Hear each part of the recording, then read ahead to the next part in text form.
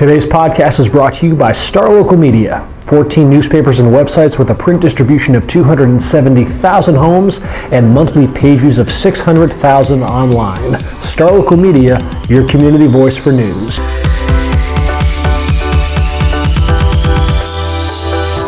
Welcome to another episode of the Star Local Media High School Sports Podcast. My name is Matt Welch, being joined by Bryan Murphy and Kendrick Johnson. Look at us, we're all rocking repping our NBA team apparel. Kendrick with the LA Lakers, me with the Boston Celtics, and Bryan with the Mavericks. And this wasn't planned. It was not completely by coincidence. A couple days ago you did say you were going to, after they beat the Lakers, you were like, I'm going to wear my Celtics shirt. But I kind of forgot about it. And they got to go to Staples. I'm not worried. Maybe. They got to go through the Mavs first. No, I'm just kidding. But yeah, the Mavs played tonight, so I was like, I'm going to throw on my Lucas shirt. Just by coincidence. But no, we're not here to talk NBA basketball, unfortunately. And nope, we are still going to continue our discussion, picking up where we left off on Monday as we continue to bust out our mid-district progress reports and just kind of going district by district and just kind of evaluating what we've seen so far in high school basketball. We're doing the girls basketball teams this week. So we started on Monday with Class 6A. We're going to kick it over then and talk some 5A today as well. Just a little cursory discussion on some 4A and some private school stuff as well.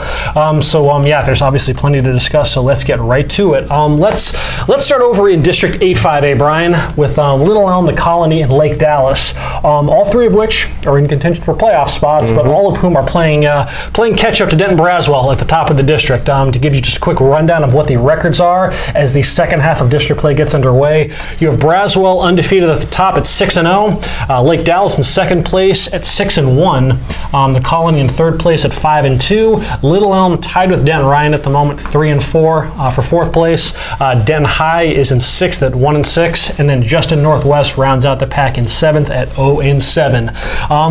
So with Little Elm, with Denton Ryan, you look at that first meeting between Little Elm and Denton Ryan now, and how much that could kind of impact the scope of things going forward. A 1-point victory for the Lady Lobos, and that's enough to give them right now. If the playoffs were to start today, that would give Little Elm the inside track. Obviously they still have to play Ryan one more time, but nevertheless, though, an encouraging bounce back year for Little Elm, and it sounds like they've got quite the freshman who's leading the charge there. Yeah, so I was looking at the area, points per game leaders for the girls, and Amarachi Kimpson, who you're referring to, she's top 12ish in the area. Some of the names around her are players from Argyle and Duncanville and Irving MacArthur in the Colony. So she's in some good company, averaging 18.5 points per game as a freshman. She's the main reason.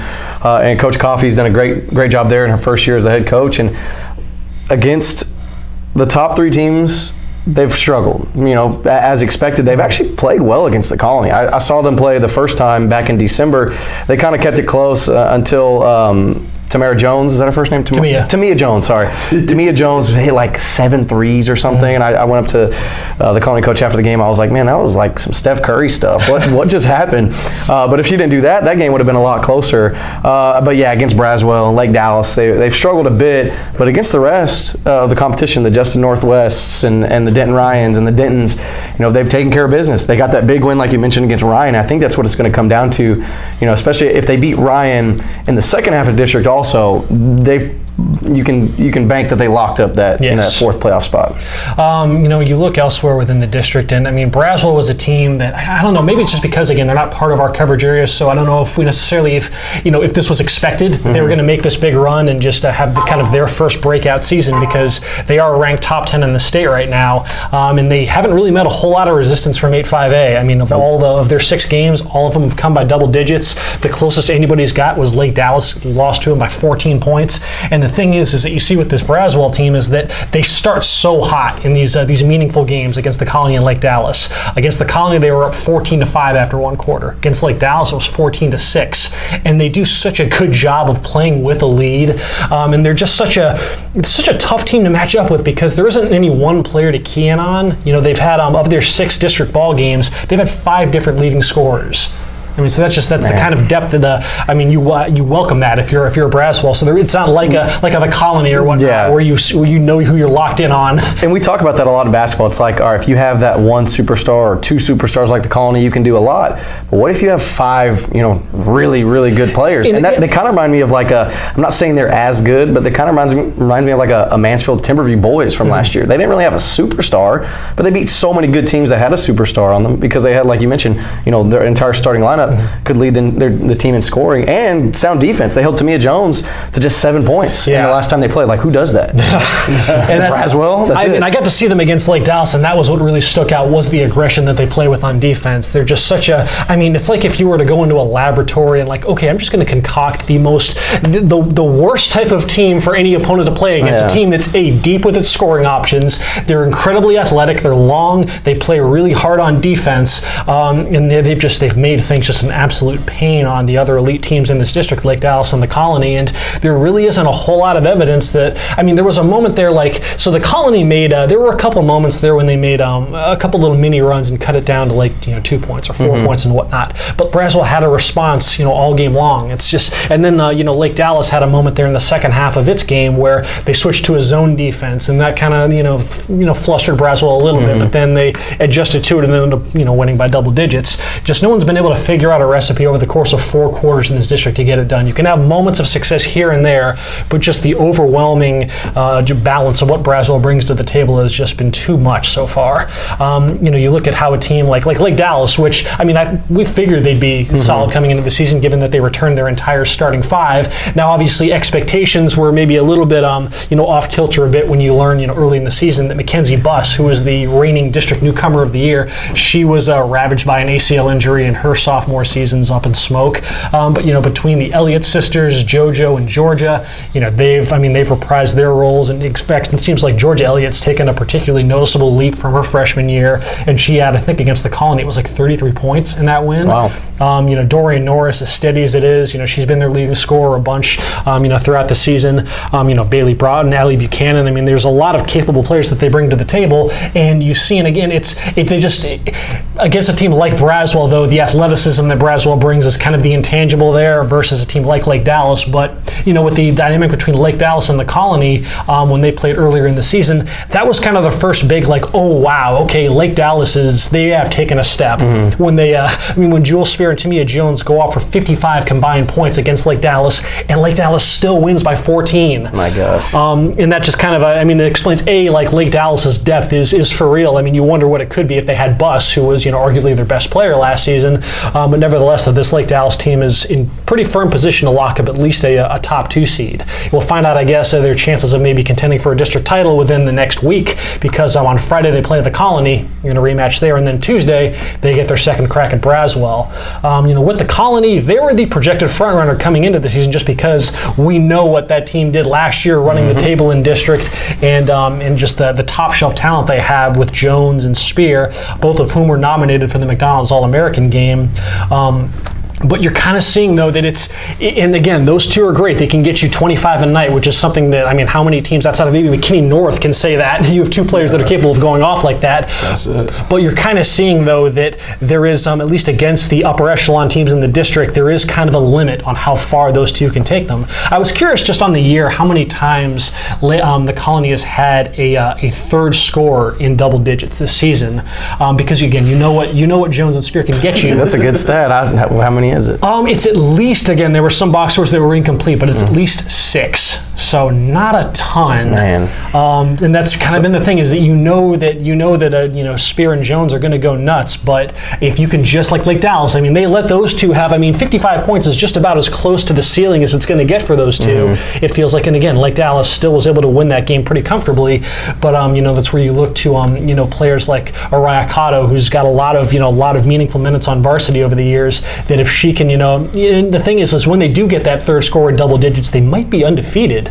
I think it's something, it's a pretty impressive record, though, when they do have 3 scores in double digits, and if they can, kind of get that as kind of a supplement to what Tamia Jones and Jewel Spear can do, then it certainly raises their ceiling, and perhaps you could see them maybe draw even with Lake Dallas and whatnot, and perhaps maybe turn in a better effort against Braswell, because we know, just those two alone are going to give you a fighting chance every night.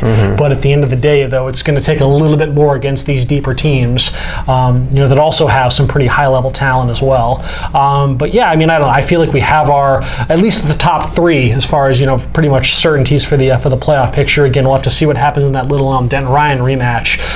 But yeah, I mean, you've got 5 teams that are all capable of, getting into the playoffs. Man, with Ryan, they've been so close too. They've had at one point losses not just to Little Elm, but to Lake Dallas as well. So Denton-Ryan just a hairline away from maybe cracking into that. Imagine if they win those 2 games. I know. Oh yeah. Then it's the narrative is completely different right now. The chaos would ensue. Oh yeah. Then all right. Well, so that's a look at District 8-5A and kind of where we're kind of leaning there right now. Kendrick, we can chime in quickly and just quickly switch over to talk some 10-5A. What you said about the second score? I'm looking in the incomplete box scores. Are McKinney North? They have 6 times, and somebody's got double figures. So I probably just on average, because it's like 5 or 6 games. I'm pretty serious, probably about 8 times. Really?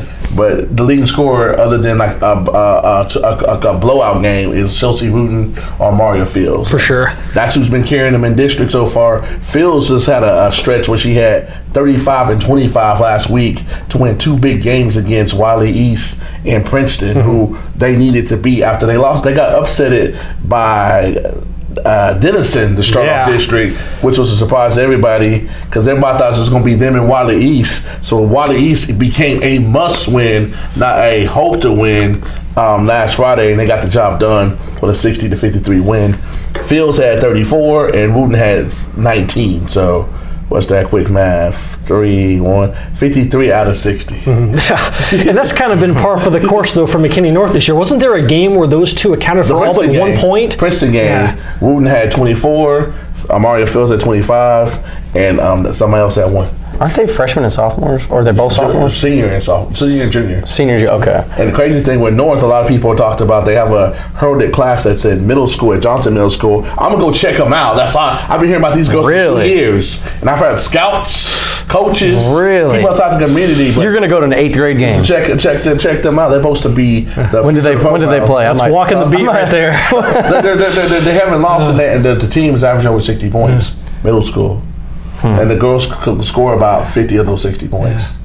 To be fair, I guess I don't know if that is good for middle school levels. I guess I've been doing there's people in high school that ain't scoring. Teams are not. Little Elm scoring 60 points a game. This team in high school is not scoring 60 points a game as a team. With District 10-5A, it's the thing I think we're learning right now about that North district. And Wiley East and everybody else. I'll take that back. Denison got to do something because they got to win. Well, right now there's a 3-way tie for first place, and it's between McKinney North, Wiley East, and Lovejoy is also in that mix. They're 3-1 as well because this district is still pretty young. So Denison's lost. I'm sorry.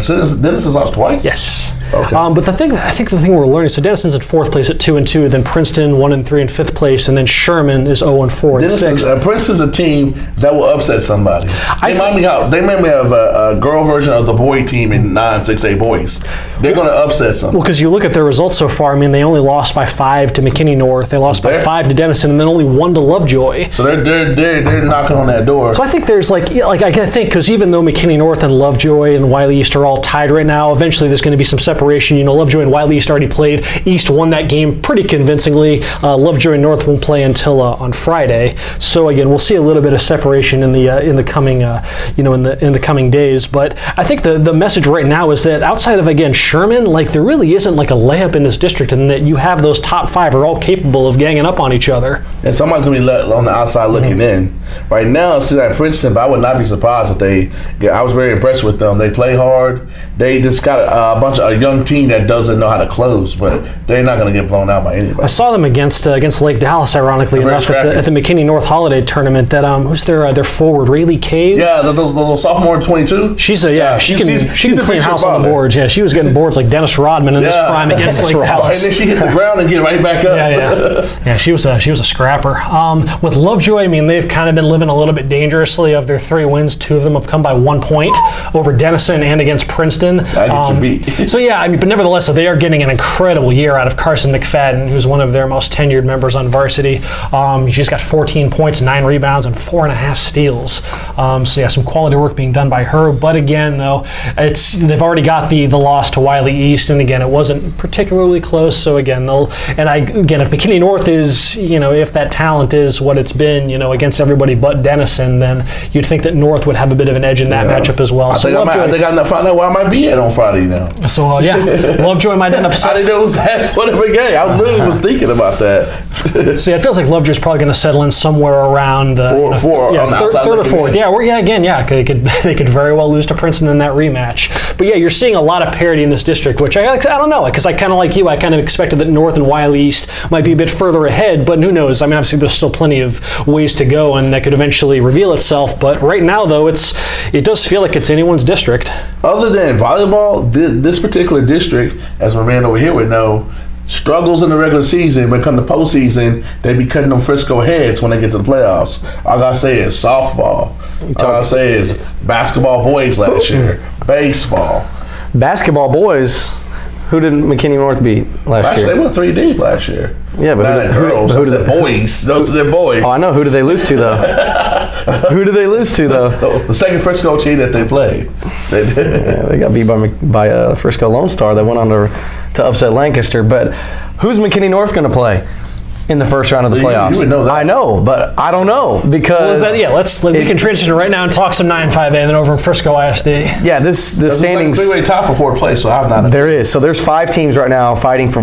There's 4 teams fighting for 3 spots essentially. Liberty, man, I give them an A+. They I've mentioned them before. Coach Reedy? Coach Reedy, Ross Coach Reedy. He's my 5A Coach Belcher, pound for pound, great coach and great guy. So he's the Bill Belichick of check that resume. From Rodney Belcher to Bill Belichick. That's quite the leap.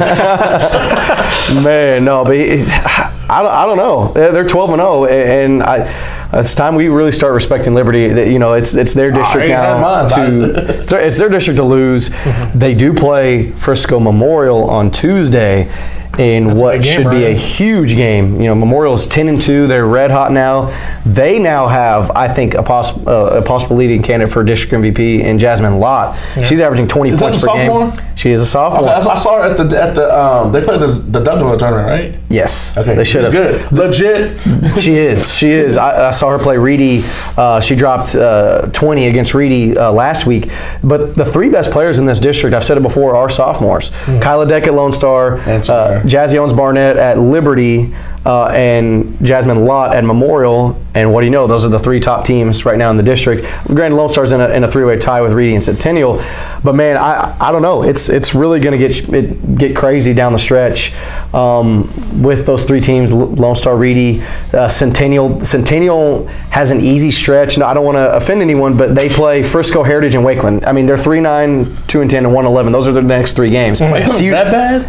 In girls basketball, yeah, they've been out of the mix for a couple years now. Their boys team's first place, but anyways, so you'd think those are 3 wins. So you think Centennial will be 11-4 going in 2 weeks from now, meanwhile Liberty and Memorial they're going at it against each other. Reedy has a big game coming up against. They have a big game Friday. So Reedy and Liberty, they play tomorrow. So they're going to fight each other. They're going to knock. Someone's going to get a loss there. Here's a question for you. Who from Lone Star? How many people contributed to that playoff success? Like the Lone Star girls, yeah. Because a team like that, they might sneak in 3rd or 4th, but they know how to do what it counts. When it counts, they know what to do because they've been there. Or it's just like a lot of them on the team, but they didn't play. Some of them were on the team but didn't play. Haley Carr, she was a key contributor. Now she's a big time contributor. She's a starter. Kyla Deck was a freshman last year. She's the younger sister of Mia Deck, and she's now their top scorer, one of, if not their best players overall. So she got some big time experience as a freshman last year. But McKenna Long, she played a lot last year. She wasn't necessarily the star. Was Adrian Quezada and Mia Deck and those players, Leah Harris and stuff. But McKenna Long also got a lot of playing time. She got hurt a couple weeks ago. I don't know her status now. She rolled her ankle against Liberty, that wild game against Liberty on a Saturday a couple weeks ago. So I'm not sure if she's back. I haven't seen them play since. I'll have to touch base with Coach Monsey. But they have a lot of those players. I mean, they were just not that they just saw it firsthand from the bench, but there's that winning tradition, winning culture at Lone Star, and that carries them a long way. Even if they weren't big time players last year, they've stepped into big time players this year. They used to be in that environment. Exactly. And that's when they have the over advantage over Wiley East or McKinney North, because these teams, though they get in the playoffs, they haven't been on no sustained runs. So that makes a big difference. Yeah, and like I said, I wouldn't sleep on Centennial, man, because like I said, they have 3 easier matchups coming up next. They'll be 11-4. They should be 11-4. If they're not 11-4, something crazy would happen. Madison Ott, one of their best players, she's nominated for McDonald's All-American also, but it almost seems like she gets overshadowed in this district, but she's a tremendous player. Also, Reedy is very well balanced. One of the better defensive teams in the district. Caitlin Cheedy, I believe her first name's Caitlin, sorry, but last name Cheedy. I saw her hit 5 threes against Memorial, and there's so many talented players in this district, and they're already 12 games deep in district play.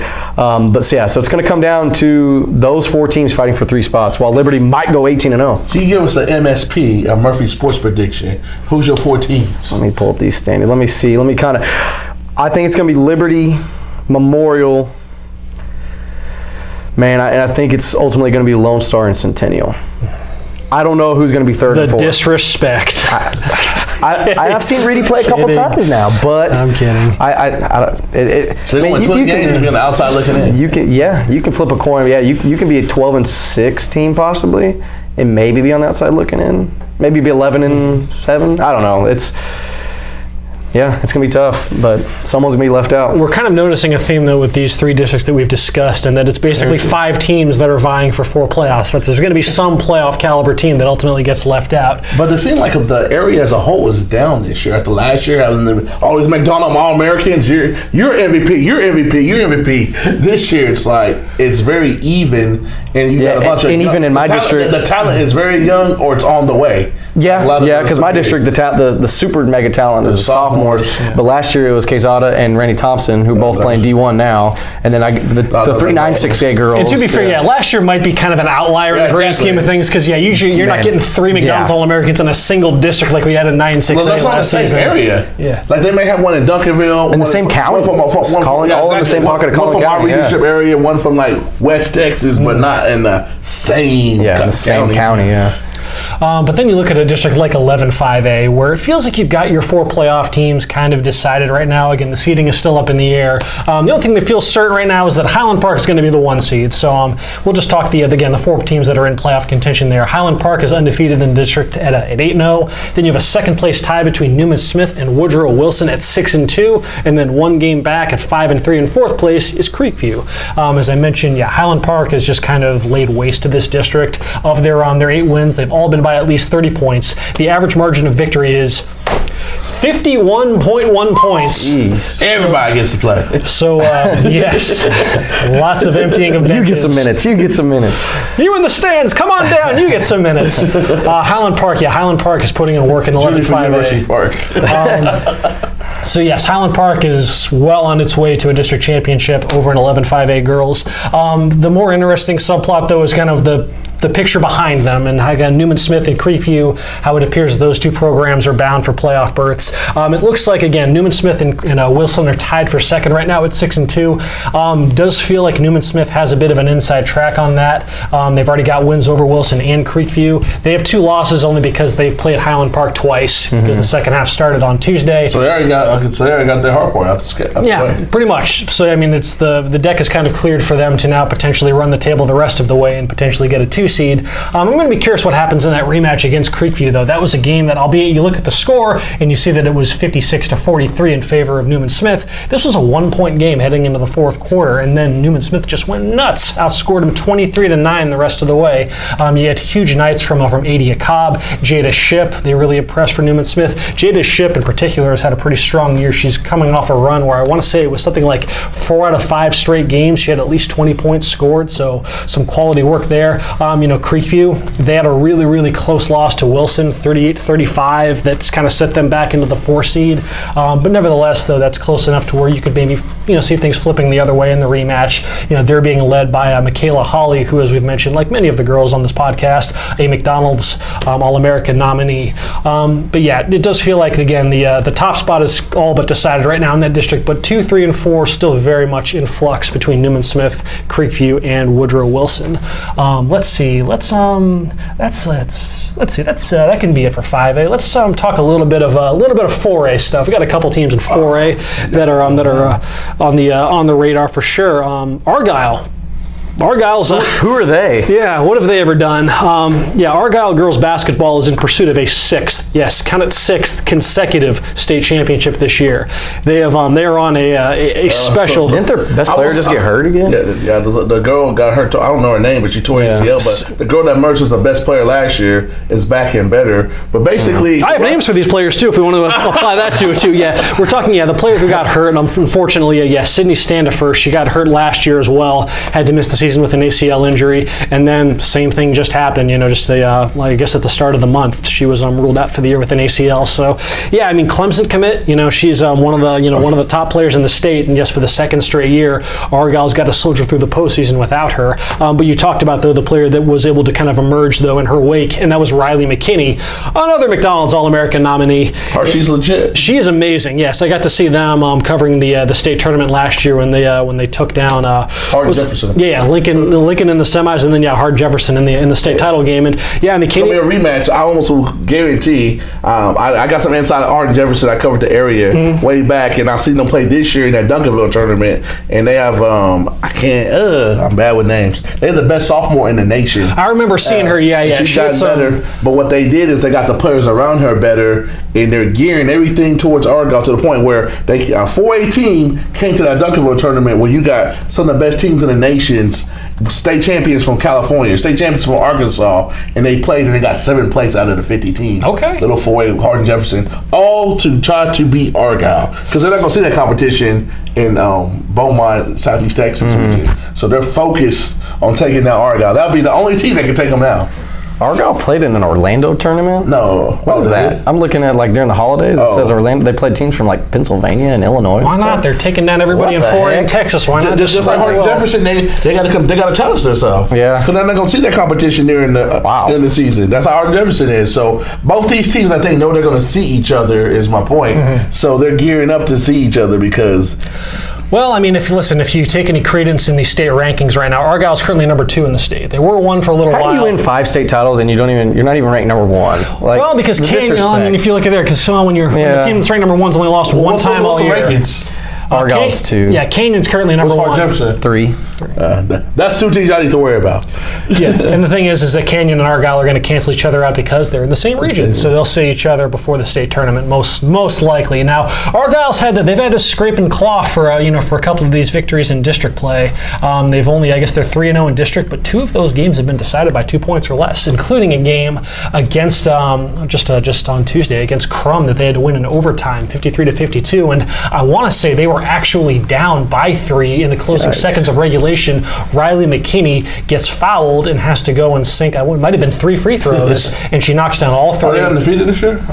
Argyle in district they are so far, but again, they've only played 3 district games, so it's still a really young. Ashlyn Jackson is the girl I'm talking about. She's the top sophomore in the state. Ashlyn Jackson, but yes, Riley McKinney. She's been amazing, but they've got so much back from that team last year. Bailey Timmons, Brooklyn Carl, who's one of the top assist leaders in the Metroplex. So there again, it does. That smells like a rematch. It does stink that Standifer's hurt because again, it's just it was such unfortunate luck last season to to lose your junior year to an ACL, and then as a senior you're hoping you get a chance to finally kind of go out on your terms, and just an unfortunate break for Argyle. But yes, nevertheless, the Lady Eagles are surely looking at another deep playoff run, and we'll see what happens again when they draw Canyon, if that matchup does indeed bear out what'll happen. But yes, Argyle right in the state championship radar as they've been for this is now 6 consecutive state championships they're going for. One of the great runs in Texas high school girls basketball history. How's Celina doing, Bryan? They're no Argyle, but they're not bad. They've gotten 4 district games under their belt already, and it's gone as expected. Last year, the top 3 teams in the playoffs were Melissa, Aubrey, and Sanger. Well, Celina had to play those 3 teams first to start off district. They lost all 3 games, and then they had a bounce-back win against Gainesville. They beat them 61-15. They're led once again by Kai Gastineau and Carly Cheeseman, and Kristen Cole, head coach, is back her 2nd year. The former All-American, former Notre Dame college basketball player, Kristen Cole's doing a great job with the program. But it's looking like my prediction of them somewhere, getting the 4 seed is still looking intact. As long as they take care of business against Anna, who they play tomorrow night, and then they come back around and then play the big three again, Aubrey, Melissa, and Sanger. Last year they beat Sanger one of those times. It would be big if they could get a win over Sanger, maybe get that 3 seed, maybe avoid what happened last year when they played Lincoln in the first round. And that's a bad, that's a recipe for disaster for almost any team. That Lincoln team was really good. They almost beat Argyle. Exactly. So you definitely want to avoid that first round matchup. So maybe upset a Melissa, maybe upset an Aubrey. Who knows? But they'll get that chance here later this month, and then going into the first week of February. We can close us out then with a look at just some of the developments over at the private school hardwood, as Prestonwood Christian, John Paul are fully immersed in district play. It feels like we're kind of heading toward a scenario where those two plus Bishop Lynch are kind of expected to vie for the district title, and they've all played each other, so we have an idea as to how they match up. And all games between those three have been competitive, gone right down to the wire. You are seeing there's a little bit of separation for Prestonwood right now. Prestonwood is undefeated in district. I got to see their game against John Paul, a game that the John Paul Prestonwood rivalry hardly ever disappoints when it comes to basketball. I was particularly looking forward to this matchup just because with John Paul, their girls team is having its best season since the state championship run, about 5-6 years ago. And then with Prestonwood, they graduated some pretty solid seniors last season in Peyton Hicks and Claire Traeger, and they've been a little bit banged up throughout the preseason, but they finally got all their pieces back, and they're finally starting to now get to where head coach Holly Mulligan envisioned them going, and just to see what it all meant then against a team that is as surging as John Paul, who, as we mentioned back around the holidays, they were like the first private school team to win the DISD tournament since the 70s. Whoa. So John Paul's been rolling this year, and then Prestonwood, they scraped a tough one out against John Paul in a game that you're anxious to see. Okay, so how's Prestonwood going to approach Nevaeh Todd, the star point guard for John Paul, an Oklahoma commit, another McDonald's All-American nominee, one of the top players in the state, as well as Nevaeh Perkinson, who's their star post, and just an absolute matchup nightmare for any front court in Taft. How did Prestonwood beat them? Because I know they're anti-double team. They on people. So they ran a triangle and 2 zone for a lot of the first half. Then it felt like they switched to kind of a more traditional 2-3 in the second, and they basically had Kendall Parker, who was a transfer from Plano East, and I think she would get Plano East over the hump if she was on that team. They put her on Todd, and she held her to, I want to say, 4 points. It was some really, really impressive work. And again, this is against one of the top point guards in the state. I think Todd attempted maybe 1 shot in the first half, just because again, Parker was her shadow essentially for those 16 minutes. And then with Parkinson, they just kind of swarmed her in the paint. But then on the other end, they really committed an effort to trying to get her in foul trouble. And they were attacking the basket, and they didn't have a ton of success with it early on. A lot of block shots and whatnot, because that's what Nevaeh Parkinson will do. But then as the game wore along, they kind of chipped away, and she started racking up some fouls. And eventually, she fouls out in the fourth quarter. And with her out of the game, there really wasn't much there to deter Prestonwood from getting to the basket as well as they did. You had players like Jordan Webster, another McDonald's All-American nominee.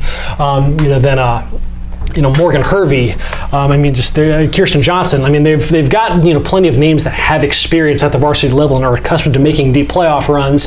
But then to now see it now kind of come through against an elite team like John Paul, it really does make you think for this Prestonwood team. They've been right on the doorstep for so many years now of getting that state championship since they won it back in 15 or 16 and whatnot. So who knows? Again, we'll see, because it's Bishop Lynch is going to have its say. Surely that program is always competitive.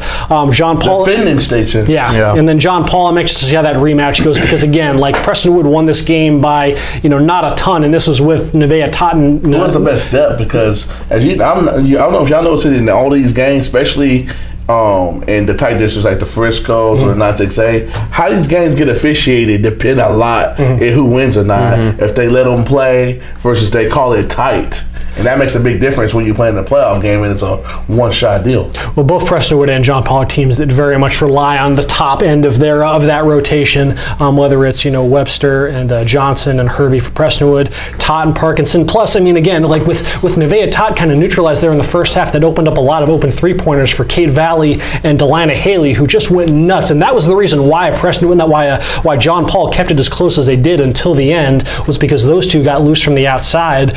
Because mean, you couldn't have schemed against Parkinson and Todd as well as Prestonwood did. I mean, again, I think those two combined for like 9 points. So I mean, to neutralize them to that effect. Again, we'll see if they can do it again, because again, this could be potentially the first of 3 meetings between these teams. It's hard to be a team 3 times. Yeah. But nevertheless, yes, we're kind of laying the groundwork for some pretty fun basketball though over in the private school level between Prestonwood and John Paul. I don't know. That is all I had, folks. So yeah, that's a look at between what we did on Monday with 6A and then today with 5A, 4A in the private schools. That is kind of where things are at right now in our coverage area for high school girls basketball. And wouldn't you know, we're going to turn right around and do the same exercise next week for the boys team. So until then, folks, appreciate y'all checking this out. You enjoy the rest of your week, and we will talk to y'all later.